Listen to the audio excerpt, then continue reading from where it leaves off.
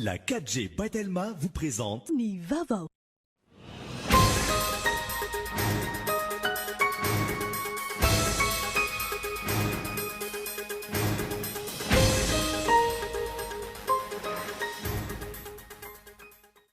Mamafa ny ady atao amin'ny fiparitany valina aretina coronavirus eto Madagasikara ary tsinjo sahady fa ho mafy ihany koa ny vokatra izany any aoriana any amin'ny lafiny rehetra. Raha ny hita efa marina ny tonga saina saingy mbola misy ireo miopefy nadidin'ireo arahanao anaty matonda atsoratra Gaëtan Andriatsila. 5.700 ireo olona vao marina fa mitondra ny tsimikaretina coronavirus araka ny tatitra io atoandro io. Miampy 400 kosa ireo sitrana ary mitombo 17 ireo forme grave. Tsy marina ny filazana fa tsy fisian'ny fitiliana no mampiena ny isan'ireo vao marina fa mitondra ny tsimikaretina coronavirus any Toamasina araka ny nambaran'ny governoran'ny faritra any an-toerana. Manaraka ny lamina apetraka ny tsirairay raha ny fanazavana azo. Commune 420 no fantatra hatreto fa tsy maintsy averina tanteraka ny fifidianana kominaly araka ny didim-pitsarana izay navoaka ny fitsarana misana ny ady amin'ny fanjakana. Misy avaly kosa ireo commune natanteraka fifidianana mpanolontsaina noho ny tsy fisian'ny candidat mpifaninana. Eo amin'ny maresaka iraisam-pirenena olona iray no maty 20 naratra mafy. Izay ny vokatry ny fifandonana teo amin'ny mpitandro ny filaminana sy ireo mpanao fihetsiketsehana mitaky ny fialan'ny filoham-pirenena malianina. Nadinireo arahanao afaka fotoana fohy.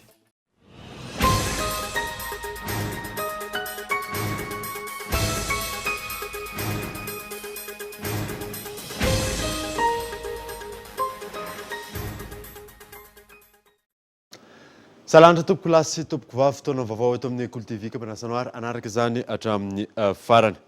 Nanomboantsika ny vaovao mafy ny ady atao amin'ny fiparitany valina aretina coronavirus eto Madagasikara ary tsinjo sahady fa ho mafy ihany koa ny vokatra izany any aoriana any eo amin'ny lafiny rehetra raha ny hita efa marina tonga saina saingy mbola misy ireo miopefy ary matonda atsoratra Gaëtan Andriatsila. Tato anatin'ny herinandro nanitona ny malagasy iray manontolo sy izao tontolo izao ny tranga coronavirus eto Madagasikara. Iarahan'ny rehetra mahita ny zava-mitranga ary iarahan'ny rehetra mahafantatra ihany koa ireo antotanisa amin'ny fomba ofisialy avoakan'ny CCO Ivato mahakasika ireo tranga vokatry ny fianaky ny valana aretina. Ny tambazotra serasera indrindra ny Facebook manao izay ho afany amin'ny famendrivendrona sy ny fisotondrana lakolosy. Tranga izay tafiditra hatrany amin'ny fametrahana ia momba ny isa marina amin'ireo olona ahitana ny tsimikaretina. Ekena fa raha ny tarehimarika azo manodidina ny 900 malagasy ankehitriny no afaka misitraka sy mampiasa ireo tambazotra serasera, saingy tokony isy fijerena akaiky ihany koa ny momba ireny faneho-kevitra ireny. Ny ady hatrehana manoloana ny valana aretina mbola tsy fantatra izay hiafarany. Vao omaly, ny ampy iray ny namoy ainy vokatry ny coronavirus ary ny ampy 1.700 ny tranga vaovao. Na eo aza nefa izany, mifanindran-dalana amin'ireo ny fepetrany ray sy ny mpitondra ahafana mife izany ao anatin'ny fotoana fohy. Ankoatra ny eny amin'ny LTP Alaroby, afaka andraisana marary ny Covid-19 hatrany amin'ny 400 ihany koa ny CTC Ivato. Vokatry ny fiaraha-miasa amin'ny États-Unis, azo fitaovana mahavita fiteliana, misy 2,000 i Madagasikara sy ny maro hafa. Ankilan'ireo rehetra ireo, mbola misy ihany koa ireo manome vahana ny politika, ny fanoherana be fahatany amin'ny alalan'ny hevitra taingina sy petatoko. Ohatra amin'izany ny hoe fampijaliana na famoretana ny vahoaka no mitranga sy ataon'ny mpitondra ahafana mifehy ny fiparitahany valana aretina. Ekena fa maro ny fampandehanan-draha raha-pirenena no miatona amin'izao fotoana izao, noho izay ady hatreny malagasy tsy vaky volo izay, saingy tsy tokony hisy fanomezan-tsiny no ny tranga efa iarahan'ny rehetra mahita. Fanontaniana apetraka ny maro ohatra ny hoe aiza ny solon'ny ministry ny fanabeazam-pirenena, ny fampianarana teknika sy ny fampiofanana arak'asa, aiza ihany koa ireo fampanantenana hanangana fotodrafitrasa izay voaterina atona na hemitra. Ahoana ny fanaraha-maso ny fanatsarana sy ny fanorenana azy ireny izay nandrenesina fitarainana maro tato ato. Aiza ny fitantanana mangarahara sy ny ady amin'ny kolikoly, indrindra ireo fitantanana ireo famatsim-bola avy any ivelany sy ny maro hafa. Hatreto aloha, na eo aza ny ady atao amin'ny fianaky ny coronavirus, azo tsapaitanana ny ezaka ataon'ny mpitondra ahafana mampivoatra ny Madagasikara ka tsy ho any amin'ny vodilaharana intsony eo amin'ny fahantrana. Ezaka izay angatana hatrany ny fahatongavan-tsaina avy amin'ny isam-batan'olona. Efa namamafisina ny fepetra amin'ny firongatry ny valana aretina, niverina amin'ny fihiboana Antananarivo, kanefa mbola maro ireo voasazy mivoaka ny trano tsy mitondra arotava. Isika ihany no sahirana, isika ihany no voamafy ary isika ihany no izaka ny vokatr'izany any aoriana. Raha tiana ny ala amin'izany, arao mifepetra, samy mitandrina. 5.700 ireo olona voamarina fa mitondra ny tsimikaretina coronavirus araky ny tatitra tamin'ity androany ity. Ny ampy 400 ireo sitrana ary ny tombo 70 ireo forme grave nialarana efso. 5.700 indray ireo tranga vaovao eto Madagasikara. Voamarina fa tratra ny coronavirus araka ny tatitra ny atoandro teo. Izay mitsinjara amin'ny faritra maro ka ny 1.700 hita eto Analamanga, 20 ao Aloatramangoro, 10 ao Atsimo Andrefana, 3 ao Analanjorofo, 3 ao Fianaratsoa, 2 ao amin'ny faritra Anosy ary ny iray kosa ao Ifanadina. Ny tombo 400 amin'izao ireo olona sitrana, ny ampy 70 indray ireo marary mafy. Laboratoire anankiroa aloha zany no nazahoana ny ireo vaovao ireo dia misy koa ilay fitiliana hoe Gene Expert. Gene Expert izay efa miparitaka manerana ny nosy. Voatombokontsika aloha amin'ny laboratoire ny HIRA sy ny LA2M zany. Roa sy 700 anisan'ny fitiliana nataon'ny HIRA dia 270 tamin'ireo no nahitana ny tsimikaretina. Ny LA2M kosa dia 240 sy 700 ny fitiliana natao ka ny 950 sy 200 dia nitondra ny tsimikaretina tamin'ireo fitiliana ireo. Ny Gene Expert manerana Madagasikara dia nisa 90 natao ka 430 no tranga vaovao hita tamin'ny alalan'ilay test Gene Expert. 420 sy 700 zany fitambaran'ny test PCR na azahoana anireo tranga vaovao androany miampy ny fitiliana Gene Expert misy 90 ihany paritaka manerana ny nosy. Nitondra fanazavana mahakasika ny lamina napetraka eo anivon'ireo toeram-pitiliana ihany koa androany ny Dr Rakoto Arivony Manitra nitalainy ny fampiroboroboana ny fahasalamana eo anivon'ny ministera ny fahasalamam-bahoaka. Androlay vondron'olona société na tahaka izany misy tokoa tonga dia mirohatra be dia be. Inona moa ny antony ozy nareo? Ohatra hoe nisy tranga pozitiva zany hita tao amin'ilay mpiara-miasa. Dia ilay mpiara-miasa ny société rehetrarehetra tonga dia tonga ery amin'ny village voary. Tsy ilay mpiasa ny société rehetrarehetra re tompoko ny mba ho avy alefa izay misy soritra retina. Ho anareo izay manana fiara aza maika be tonga dia hoe aloha izay andeha aloha fa ohatrany seposepotra ilay olona atao aminay marina zany. Fa reo ilay nilahatra tsy manana fiara mijaly zareo dia aleo ajaina ny filaharana. Fitenenana ihany ny anay. Fa rehefa tena mahita n'ilay olona sepotra nefa dia tsy maintsy mampiditra azy ihany. Andeha aloha izy. Fa ho izay hoe aza miandry sepotra be koa vao mandeha manao an'ilay fitiliana. Dia hoe reo lefa lehibe fotsy volo, reo ilay manana fahasembanana dia mba angatahana ny tsirairay satria nisy fotoana afaka omaly. Rehefa mifampiresaka teo am-pilaharana ny hoe aloha mba handeha aloha ilay fotsy volontsika. Reo lefa hita fa manjoko. Nareo izay miandry valin'ilay fitiliana miandrasa any atokantrano fa izy telefona ho avy hiantso. Mety ozy nareo hoe tena tsy mety miantso anay mihitsy ilay izy 3430 861 00. Mitotaly 7,7 sy 2 alina ny isan'ny fitiliana nanomboka ny faha 7 ny volana Martsa hatramin'ny ora nanaovan'ny teny amin'ny CCO tatitra androany. 7,7 sy 4 amin'izao no voamarina fa mitondra ny tsimikaretina ka ny 7,2 sy 2 no mbola manaraka fitsaboana amin'izao fotoana izao. 7,2 sy 2 no totaly ny efa sitrana, 9,90 no marary mafy ary mijanona ho 430 ireo olona namon'ny ainy. Ny valin'ny fitiliana Covid-19 izay natao teny anivon'ny anteny Merandolona ka 400 amin'ireo 5 izay natao fitiliana no fantatra fa mitondra ny tsimikaretina araka ny fampitam-baovao izay nivoaka tamin'ity androany ity. Manoloana izany dia niraisina ny fepetra ara-pahasalamana eny an-toerana toy ny fandrarahana fanafody sy ny tsy fahafahana mivezivezy. Nanoizatsika ny vaovao kosa indray mandray anjara feno amin'ny ady amin'ny valinaretina Covid-19 mitafika anabakabaka malagasy angidy 3 sy fiaramanidina mandinika 5 no ampiasain'izy ireo amin'izany Yves Richard. Angidy 3 sy fiaramanidina madinika nasesina 5 no ampiasain'ny tafika anabakabaka malagasy anamafisana ny ady amin'ny Covid-19. Maro ny asan'ny andreketana nanomboka ny fitrangano ny valanaretina voalohany volana Martsa santiona ny fanaraha-maso ny barazy sanitaire, ny fanaovana ny évacuation d'urgence sy ny fanangonana ny fakana singa na ny prélèvement tany amin'ireo faritra lavitra sy sarodalana. Eo ihany koa ny fiarah-miasa mitafika tanety amin'ny fampanajana ny fepetra ara-pahasalamana.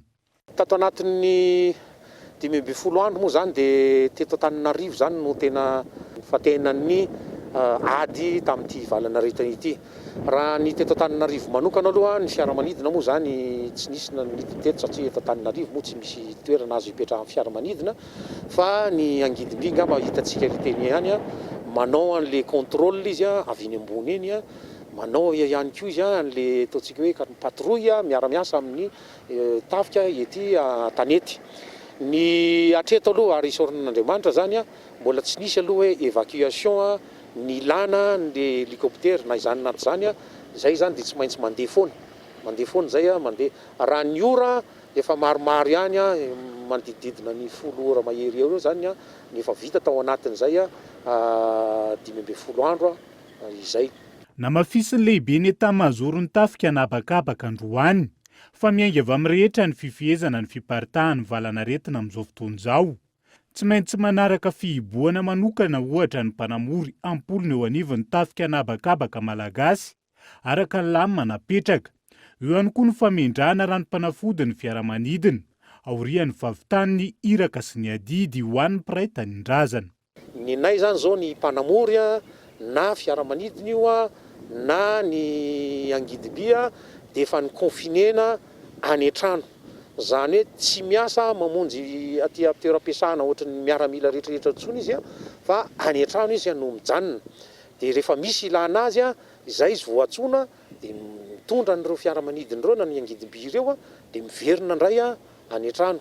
Ankoatran'izay ny fampiasana an'ireo le fiaramanidina sy ny Angidimby ireo zany dia raha ny miasa miaraka amin'ny corps de protection civile alohan'ny andehanana aorinan'ny mission zay andehanan'ireo fiaramanidina ireo dia tsy maintsy désinfectena ireo fiaramanidina ireo. Zany rehetra zany moa zany dia mbola ao anatin'le ataontsika hoe ady amin'ny fiparitahany ity valanaretina coronavirus ity. Mifameno arak'izany ny andraikitry ny rehetra amin'ny ady amin'ny Covid-19 ho iatran'ny lehibe ny etat-major ny tafika nabakabaka androany. Tsy ho vita ny tafika nabakabaka sy ny tafika ny tanety samy rery ny fampanarahan-dalàna ny rehetra anaraka ny fepetra ara-pahasalamana. Tsy tokony mpitandro ny filaminana no atahorana ka hanaovana ny arotava sy ny maro hafa. Ny valanaretina sy loza aterany no tokony ho jerena ka handraisana fanapahan-kevitra amin'ny fanandrify amin'izany raha ny fanazavana hatrany. Tsy marina ny filazana fa ny tsy fisian'ny fitiliana no mampiena ny isan'ireo vaomana fa mitondra ny tsimok'aretina coronavirus any Toamasina araka ny nambaran'ny governoran'ny faritra manaraka ny lamina napetraka ny tsirairay avy raha ny fanazavana. Diso ny feo mandeha milaza fa tsy misy testa intsony na fanaovana fitiliana ao Toamasina araka ny nambaran'ny governoran'ny faritra Atsinanana. Tato anatin'ny 12 andro farany, mandrina ny 50 isan'andro ny fitiliana ny totosaina tany an-toerana. Mandiso an'izany ny zay mitarika ny ady eto atamin-toerana Toamasina. Misy foana ny testa zay atao isan'andro. Ny zava-misy manko ny testa zay ataontsika dia miainga foana avy amin'ny antsontsika hoe tracing, contact sy ny cas suspect. Zany hoe na antsika miainga avy amin'ny hoe ndre olona zay mety ny fampikasokasoka na ny fanerasera tamin'ilay olona positif antsontsika hoe tracing contact ataontsika zany ny test PCR. Na olona zay mampiseho soritra aretina avy hatrany magnatona ny toeram-pitsaboana dia manana antsika n'ilay fanaovana test Gene Expert. Ka diso ny filazana fa tsy misy test tsony agny Toamasina ary amintsika zay miteny zao aza dia mbola manana stock PCR ny aty Toamasina ary mbola afaka magnano an'izany test zany amin'izay olona tokony anaovana an'izany. no hamafisa mifanamiena aza ny tranga vao marina fa tratry ny covid-19 tokony hajaina hatrany ny fepetrana apetraky ny fitondram-panjakana. Mamaramparana zany antsika zao ny 5 andro fiboana ary miandry ampitoniana zegny toromarika avy amin'ny fitondram-panjakana Foibe makasika an'izay fepetra ho an'ny faritra Atsinanana. Makasika manokana antsika eto Toamasina moa dia ny arantsika nahita tagnatin'ny 5 andro ty fa dia ny olona sitrana no betsaka noho le ka vaovao mitondra an'le tsimokaretina. Fa voalohany aloha dia mbola tsy resy ny coronavirus. Araka ny fagnentagnana natao dia amafisina keto fa tokony mitandrina antsika jiaby ary vokatra azotsika io mihitsy no tokony amporisika antsika hitandrina bebe kokoa mba tsy tombo itsony ny olona voan'ny coronavirus. Raha iverenana ny tatra tao anatin'ny 3 andro farany 0 cas ny Toamasina, izany hoe tsy nisy voamarina fa mitondra ny tsimikaretina coronavirus ireo natao fitiliana. Ny fasivy 10 ary ny 11 ny volana Jolay 2024 izay nahitana tranga maherin'ny 10,000.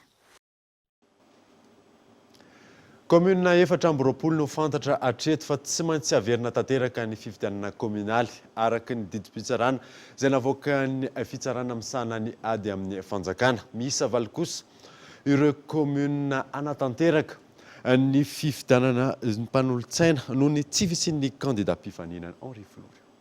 Isan'ny asa miandry ny CENI taoriny na voafidy ny solon-tenany anteny miram-pirenena enanivon'ity vao miera maleo tena misana ny fifidianana ity. Ny anatontosa ny fifidianana be ny tanàna amin'ireo commune misy 420 izay tsy maintsy averina ny fifidianana. Araka ny didi-pitsarana navoaka ny fitsarana misana ny ady atao amin'ny fanjakana, taoriny ny famana ny voka-pifidianana ofisialy ho an'ny fifidianana communaly farany teo. Ho an'ireo commune 420 ireo, ny 3 amin'ireo ho an'ny faritra Analamanga, raha toka 10 no tsy maintsy averina ho an'ny fifidianana ho an'ny faritany Toliara. Misy 5 kosa ny fifidianana tsy maintsy averina ho an'ny faritany Fianaratsoa, ary fifidianana 5 hafa no tsy maintsy averina ho an'ny faritany Majanga, ary commune iray no averina ny fifidianana ho an'ny faritany Toamasina. Ankoatra ireo commune 420 manerana ny Madagasikara izay tsy maintsy averina ny fifidianana ireo, mbola misy ihany koa ireo commune valo izay tsy nahitana candidat ho mpanolotsaina tamin'ny fifidianana ny 17 Novambra lasa teo, izay tsy maintsy anatanterana fifidianana miaraka amin'ireo commune 420 ireo. Andrasana ny fanapahan-kevitra voakan'ny fitsarana misana ny ady atao amin'ny fanjakana, malona ny fifanolanana nisy, nandritra iny fifidianana iny, vao afaka mirosa amin'ny famerenan'ny fifidianana, ny vao miara maleo tena misana fifidianana CENI. Rehefa nivoaka le didi-pitsarana iny dia misy amin'ireo le candidat no nitondra ny raharaha nakany amin'ny ambaratonga pitsarana ambonimbonitsy koa zany dia ny filan-kevim-panjakana mangataka ny fandravana an'ilay didina avoaka ny tribunal administratif nanao ny procédure de cassation zany ka andrasana ihany koa zany zay fanapahan-kevitra didi-pitsarana avoaka ny filan-kevim-panjakana mahakasika izay fifanolanana eo ampelantanandrareo zay. Ny zava-misy moa anatin'ilay raharaha fiatriana ty hoditra aretina covid-19 ty dia nikorotana zany ny fepitaona samihafa ahafahany any amin'ny fitsarana manadiady mandinika ary mamoaka ny didi-pitsarana mahakasika reny fifanolanany reny. Ny didy ho avoakan'ny fitsarana misanany ady atao amin'ny fanjakana araka izany no andrasana fana mirosa amin'ny fanatanterana ireo fifidianana ireo raha ny fanazavana. Ho an'ny fifidianana zay miverina dia ireo le candidat zay nifaninana tamin'ny fifidianana teo aloha zany no mandray anjara amin'ny fifidianana. Ny fepetra samihafa moa dia tsy misy miova na ny lisy-pifidianana zay ho ampiasaintsika amin'ny fifidianana miverina dia lisy-pifidianana nampiasaina teo aloha ihany. Ho an'ireo le tsy naharaisana antota-taratasy firotsako fidina indray kosa dia tsy maintsy hialoavan'ny fepitaona andraisana ny dossier de candidature, zany hoe hiasa zany le oveka lay rafitra izay misahana indrindra ny fandraisana sy ny firaiketana tsoratra reny antota-taratasy firotsako fidina reny dia amoaka ny listre ny candidat zay ikena hifaninana dia fanojo amin'ny tety andro hiatrehana ny fifidianana miaraka amindreo le commune amerenana fifidianana zany aorin'izay ny tety andro rehetra. Fa ankoatra ireo rehetra ireo, efa niroso amin'ny fanendrenan'ny PDS na ny président de la délégation spéciale ho an'ireo commune izay mbola amerenana ireo fifidianana ireo ny eo anivon'ny ministère ny atitany sy ny fitsinjaram-pahefana amin'izao fotoana izao mba hampandeha ny fampandehanan-draharaha eo anivon'ny commune tsirairay avy. Very asan'ny folo faingo iray isanjaton'ny tokantrano malagasy nanomboka amin'ny fotoanan'ny fihibohana raha ny vokatry ny fanadadiana izay nataon'ny Instat sy ny banky iraisam-pirenena. Sehatra sagoavana efatra ny tena nitondra faisana amin'izany ka isan'izany ny trano fandraisam-bahiny sy ireo trano fisakafoana. Yves Richard. Nanomboka ny fotoana ny idirana anaty fihibohana ho an'ny faritra maro eto Madagasikara. Lazo very asan'ny folo isanjaton'ny tokantrano raha ny vokatry ny fanadihadiana. Nataon'ny Instat sy ny banky iraisam-pirenena ny volana Jona lasa teo. Sehatra sa efatra goavana no tena voakasika mivantana. Lohalarana ny trano fandraisam-bahiny sy fisakafoana, izay voakasika hatramin'ny 280 isanjato. 7 isanjato ny fiantraikan'izany ho an'ny sehatry ny fitaterana. 13.4 isanjato ho an'ny sehatry ny fanodinana sy ny fanamboarana, ary 12.4 isanjato mahakasika ny sehatry ny varotra. Isan'ny antraika mivantana tamin'ny sehatry ny asa ny fametrahana ny fepetra ara-pahasalamana, mifandraika amin'ny amena ara-pahasalamana. Voalohany ny couvre-feu izay nahatonga fikorotana ny sehatry ny asa hatramin'ny 4.5 isanjato.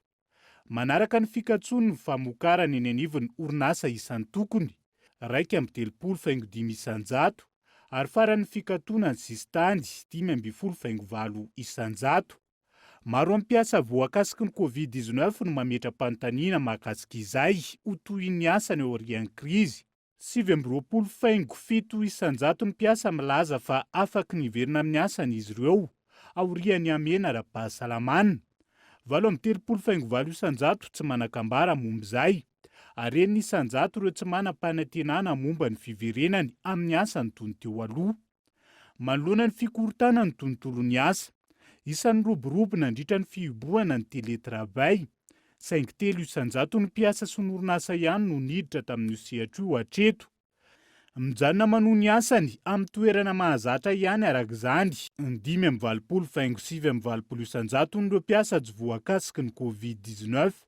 Na izany na tsy izany, nisy fiantraikany tamin'ny karaman'ny mpiasa ny amena ara-pahasalamana. Tsy nandraisa karama ny asa natao hatreto ho an'ny 4 isanjato n'ireo mpiasa. Tsy kelikely no nandraisany 4.20 isanjato ny mpiasa ny karamany, raha toka nandray ny karamany tsy banga ny 3.30 isanjato. Nahazo karama mihoatra ny isan'andro kosa ny 3 isanjato. Ny antraika mivantana tamin'ny fidiram-bola ny tokantrano ny krizy ara-pahasalamana vokatra iray. Laza ho voakasika avokoa ny 4.4 isanjato ny tokantrano raha ny fanadihadiana hatrany.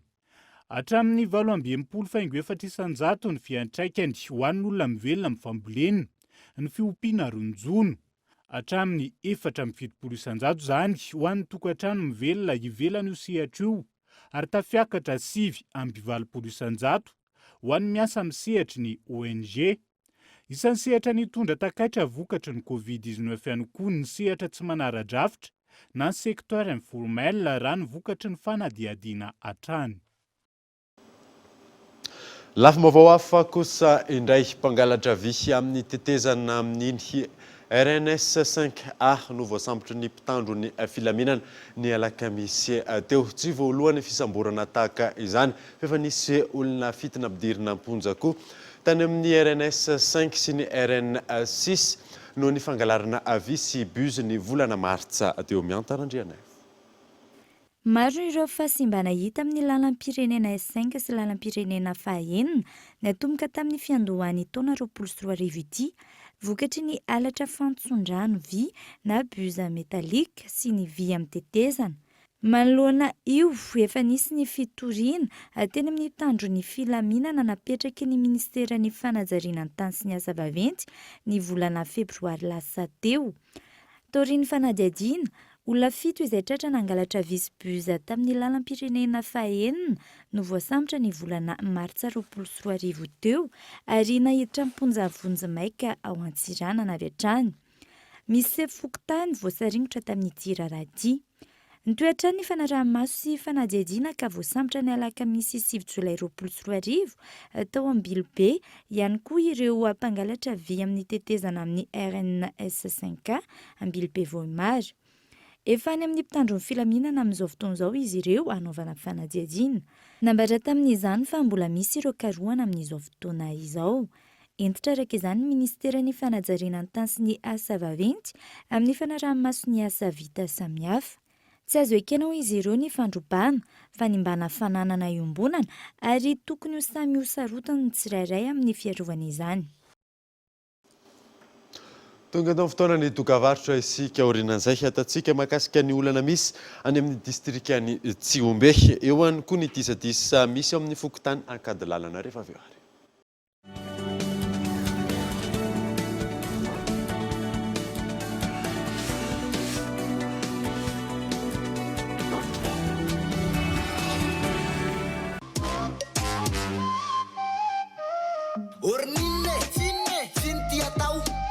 Recharge ndray koa zao ny vaovao tsy mila mividy karta de veo ikikiky ny code recharge vaolana mampitsiky code recharge ahoana azavao tsy mila kikisana tsony ny crédinao ny code recharge ndray zao ny nouveauté amin'ny fotoana rehetra de afaka ampiasainy se crédit manomboka amin'ny arivo ariary ka hatramin'ny 10 alina de mety foana ralina mahazo SMS amin'izay anao avy eo ahitanao ireo code recharge reo azo tehirizina ny code recharge azonao zaraina partageable tsy mora very tsy mampiasa taratasy manatona mpanjara teto atsika malagasy.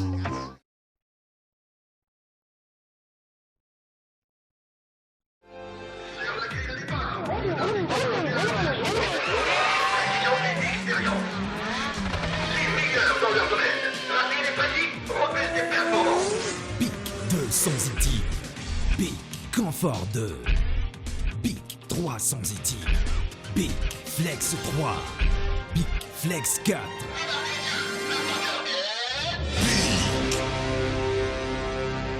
Pour plus de confort, adoptez la mousse et le gel à raser Bic.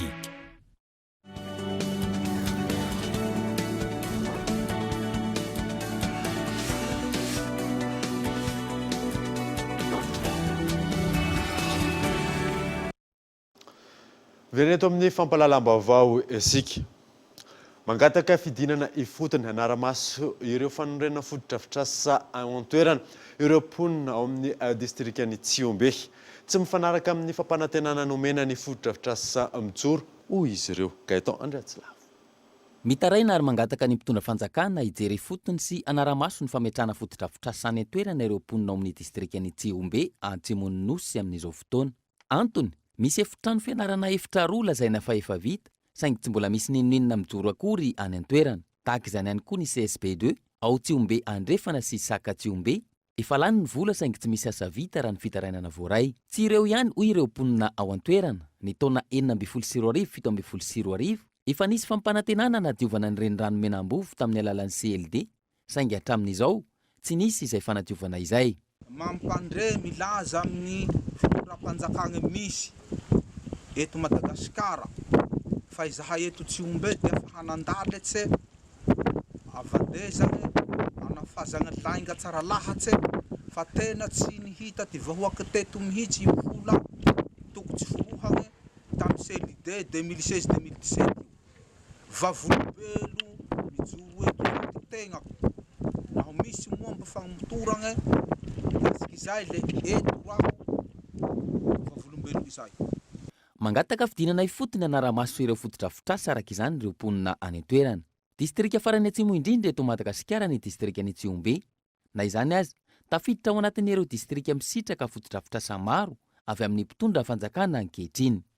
Karaha jerenay manokana, vahoaka aty amin'ny faritra Androy, faran'izay lavitra dia miasa tokoa ny fitondrana ankehitriny. Ary saoranay ny filohan'ny Renirazoela fa ny fanantenana rehetra izay nataony taty amin'ny faritra Androy dia tanteraka avokoa.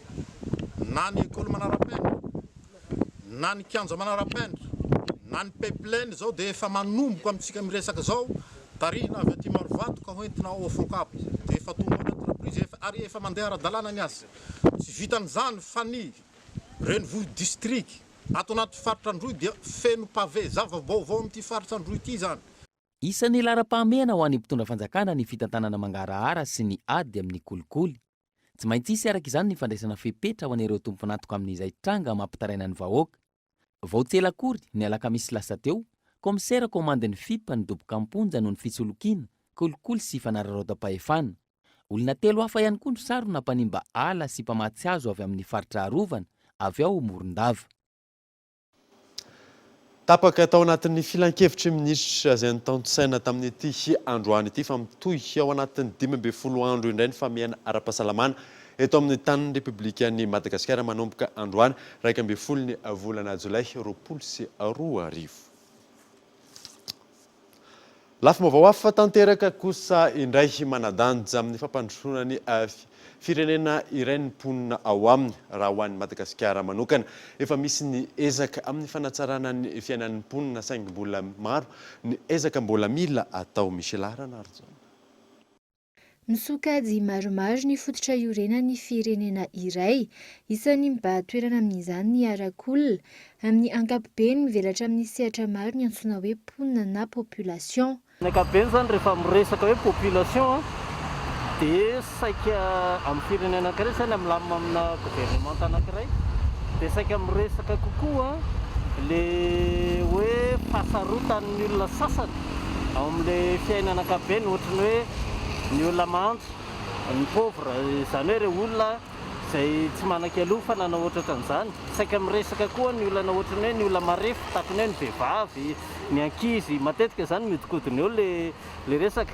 Nefa ny population koa dia miresaka koa ny hoe ohatra hoe ny fahaterahana, hoe manahoana fifandajan'ny teraka sy ny maty sy ny sisa zavatra ara-tsosialy ohatran'izay zany matetika no resahana rehefa hoe miresaka hoe population. Zava-dehibe amin'ny fitantanana sy ny fampandrosoana ny firenena ny fanomezan-danja ny mponina iray ao aminy. Raha ho an'ny Madagasikara manokana efa misy ny ezaka saingy mbola betsaka ihany koa ny fanatsarana amin'ny mila atao.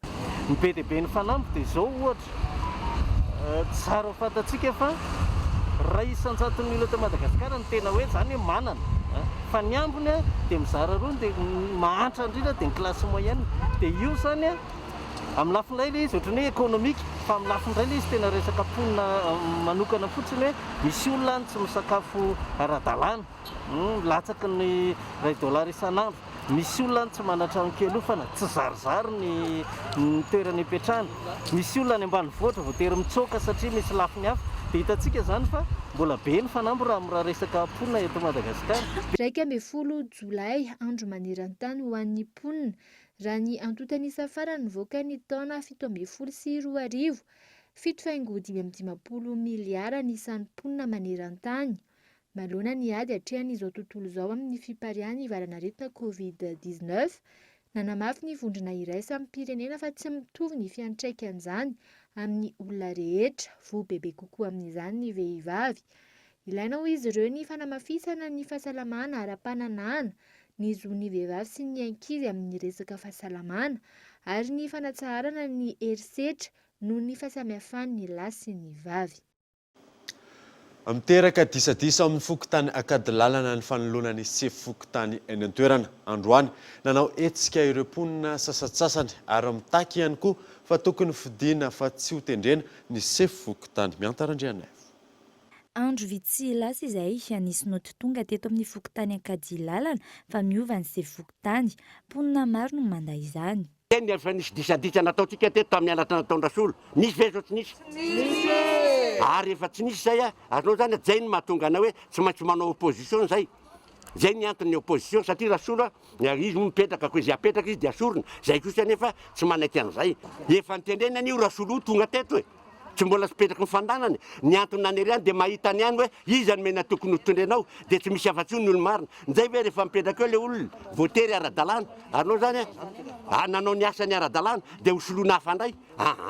tsy manaiky an'izany kosa zay ana teo amin'ilay fandehan'io resaka vaditsindro sy ny karazany ny fanjakana io ary tsy nahitanay zavatra hafahafa mihitsiny hoe nisy fenitra amin'ny présidentanay fa tena zarainy manontolo an'izay olona rehetrarehetra na mpanasa lamba na zay tena sahirana tena nahazo zay mitaraina rehetrarehetra aminy anazy manao résidence ianao a manao misy zavatra ataonao amin'ny momba ny zanakao a rehefa mitaraina ianao hoe ohatran'izao a tena akaiky ny fony vahoaka io présidentanay io ka tena sarotra be aminay hoe hosoloana aniza na hosoloana le olona manidina be avany zany tena tsy mety aminay mihitsy ny aloha. Ankoatra ny fitakinany tsy hanovana sefokontany, takin'izy ireo ihany koa ny hoe hiainga avy any amin'ny ifotony dia ny fisafidianana ny olona hitondra eny amin'ny fiarahamonina.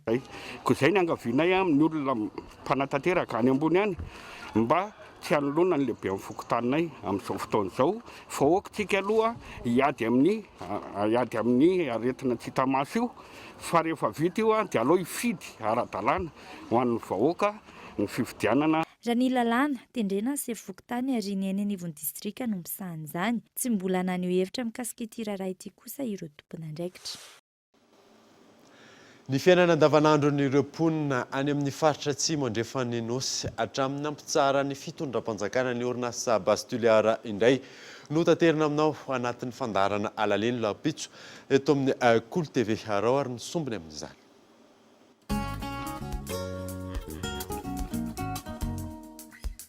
Efa bolana taoriny ny namoa ny fanjakana malagasy nandritra ny filan-kevitry ny ministra ny fampiatona ny asa rehetra ataon'ny orinasa Bastuliara izay manao ny fikarohana sy ny fitrandrana ny fasimainty any amin'ny faritra atsimo andrefan'ny nosy. Nidina tany an-toerana ny mpanao gazety ny Cool TV nijery ny zava-misy any an-toerana.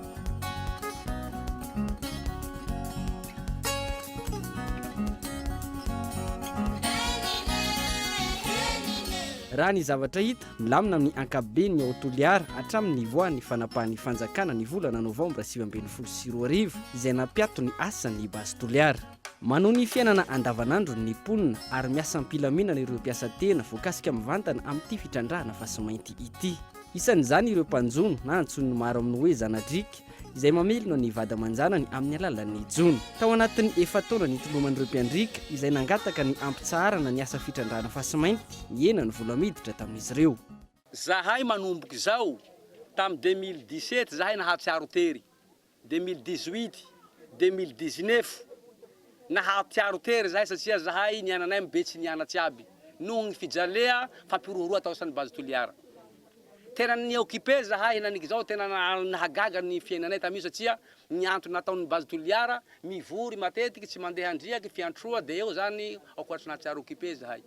Fa manomboka amizao zahay nampihanto anasan'ny Bastuliara mampihanto azy milamina zahay nanik zao zany misy filamina zany satria mampilamina anay zany misakafo zahay mamelompo andriaky zahay mianatsy ny zanakinay ka tsy soa hivaliky indroa zany raha zay fa tsy mety aminay.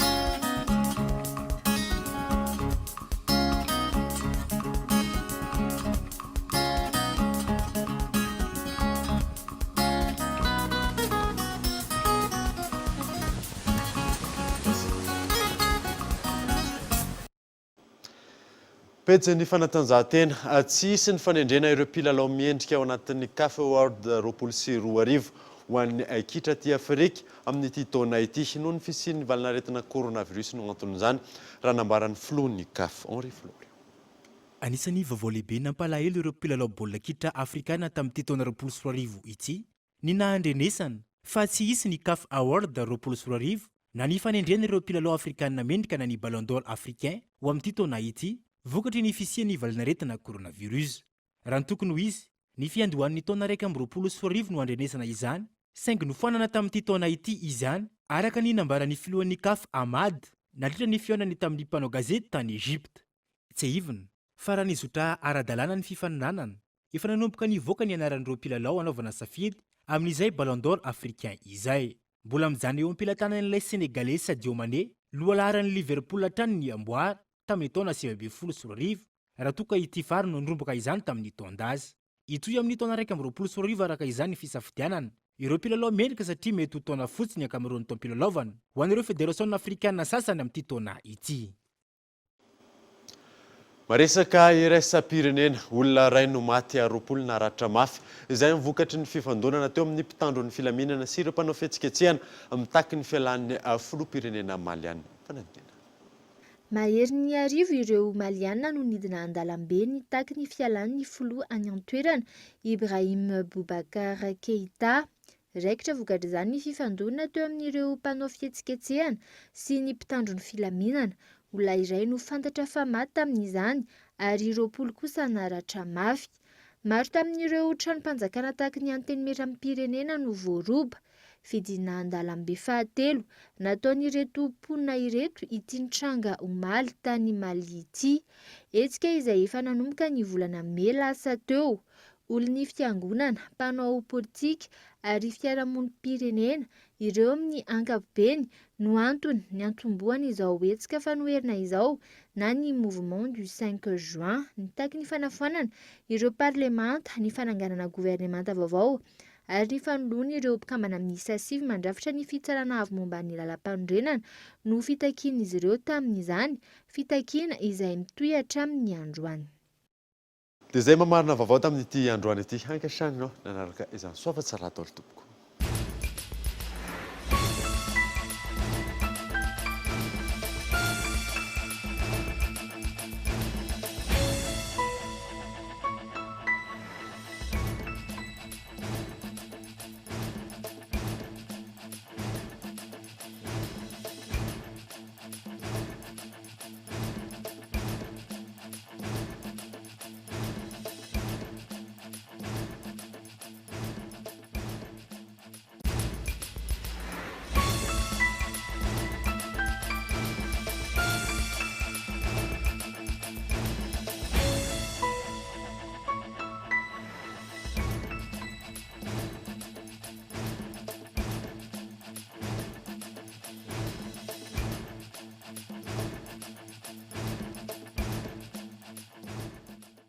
La 4G by Telma vous a présenté Ni Vavao.